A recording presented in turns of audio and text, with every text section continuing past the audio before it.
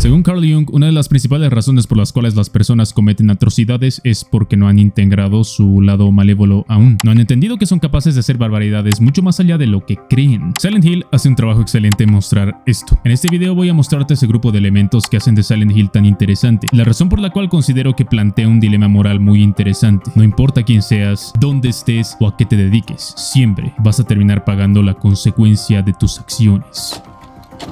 La historia de Silent Hill empieza con Harry Mason decidiendo llevar a su hijita Cheryl a una vacación a Silent Hill, que aparte de ser un destino turístico interesante, al parecer también es un pueblo maldito. Ni siquiera terminan de llegar a Silent Hill cuando de la nada aparece una niña en medio de la carretera, haciendo que Harry y su hijita se estrellen en la vagoneta. Harry despierta desconcertado después de haber tenido una pesadilla interesante y se da cuenta de que está en la cafetería del pueblo de Silent Hill, donde conoce a Sybil, una de las policías de un pueblo aledaño a Silent Hill. Ella le dice que tenga cuidado, le entrega una pistola y le dice de que vea bien, porque el lugar al parecer está maldito. Y dicho y hecho, entra un pinche dragón a salsearse al pobrecito de Harry. Conforme vamos viendo la historia y el trasfondo de Silent Hill, nos vamos dando cuenta de que claramente es un pueblo que está maldito y que oculta muchísimas cosas que al parecer no son evidentes, lleno de rompecabezas y simbolismo que tienen que ver con algo muy interesante, que casi nadie parece darse cuenta. Eso es que Silent Hill es una alegoría al infierno que las personas viven todos los días cuando deciden actuar de maneras que no deberían actuar. Silent Hill tiene distintos niveles que se podrían definir como fases, y la primera es el colegio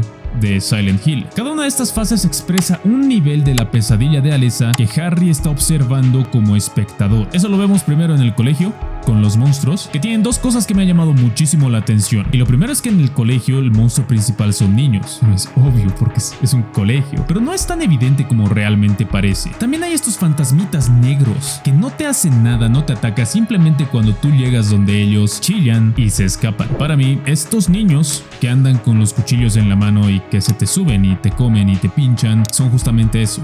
Niños monstruos. Representaciones de cómo Alessa veía a todos sus compañeros en el colegio y cómo la trataban. Debido a que le hacían bullying, pero del jodido, no es extraño pensar de que Alessa los vería como monstruitos y de que pasarían a tomar ese lugar en su subconsciente, en su pesadilla. Y los niños fantasma, justamente porque son niños fantasma que solo huyen y son totalmente sumisos, para mí son las sensaciones que sentía Alessa cuando estaba en el colegio. Miedo, ansiedad, impotencia y ese estilo de cosas que se producen en la mente de un niño pequeño que lo único que vive en el colegio es violencia. Vemos exactamente lo mismo en el hospital, con estas enfermeras encorvadas y con ese tumor feo atrás de ellas. Es como Alessa las veía cada vez que vivía esa tortura en el hospital de Alquimilla. Pero ¿por qué es que podemos ver esta parte del subconsciente y recuerdos de Alessa? El juego nos dice que es por cómo había sufrido Alessa y por sus ganas incansables de mostrar cómo es que ella había sufrido. Pero simbólicamente hablando, creo que va muchísimo más allá. Silent Hill nos está mostrando qué es lo que ocurre con las personas que están dentro de Silent Hill y lo que realmente un pueblo maldito significa.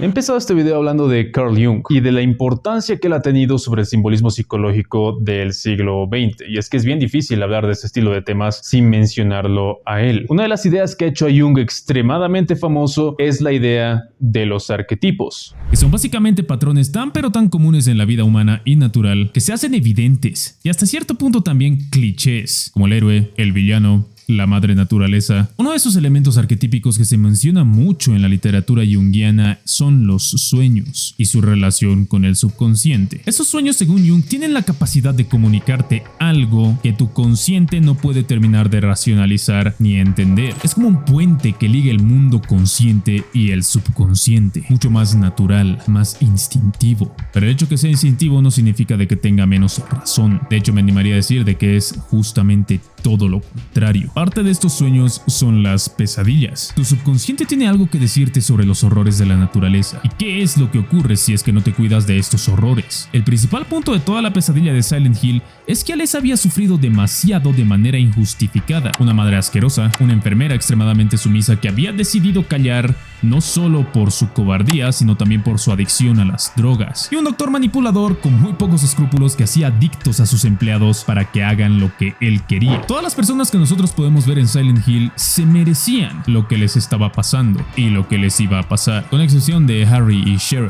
por supuesto. La única que más o menos se salva, entre comillas, entre todos ellos es Lisa Garland, enfermera que había sido cómplice en la tortura de Alessa debido a su adicción a las drogas gracias al Dr. Kaufman. Pero aún así ella carga con gran parte de la culpa, carga con parte de la desgracia de saber que ella podría haber hecho algo al respecto y que decidió conscientemente no hacerlo, por más que haya sido una víctima. Y es justamente de eso de lo que se da cuenta cuando habla con Harry, en esa escena tan icónica y que ha dejado la barra extremadamente alta para el resto de los juegos de terror. Cuando Lisa se da cuenta que ella es como los demás monstruos, lo que ella está diciendo es que ella ha tomado parte en la pesadilla de Alessa. Ella no está ahí en el lado feo de Silent Hill, si es que se le puede decir así, por casualidad. Está ahí porque ella es un monstruo. No es alguien inocente y nunca lo ha sido, porque ella sabía lo que le estaban haciendo a Alessa y aún así decidió callar y ser cómplice. Nadie que esté en Silent Hill de hecho es una persona totalmente inocente. Todos ellos son monstruos en el sentido que, bueno, todos se han aprovechado vilmente de la pequeña niña de 14 años que todos sabían que estaban torturando, y ahora esa niña les iba a hacer pagar a ellos absolutamente todo lo que habían hecho. Pero ¿por qué Harry, si es el único que no ha hecho absolutamente nada, se ve involucrado en esto? ¿Por qué él tendría que salvar no solo a Cheryl sino también a Alessa, aunque sea de manera indirecta? La razón es la razón por la cual nosotros tenemos pesadillas, para aprender de ese subconsciente pesadillesco que te quiere decir algo, y para eso sí o sí tienes que ser un espectador.